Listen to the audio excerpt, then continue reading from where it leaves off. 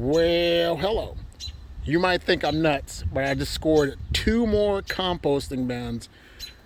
An individual was going to dispose of these, so I said I would take them.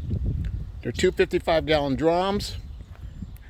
I took the lids off, cut them off with a Sawzall, washed them both out with soap and water, and I drilled holes throughout the sides of each bin, and also holes on the bottom for water drainage.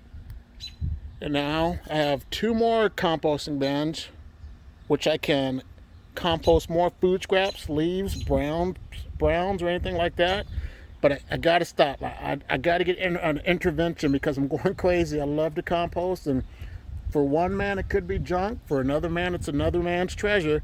So if you like this video, I'll ask that you like, subscribe, and you guys have a great day. Bye.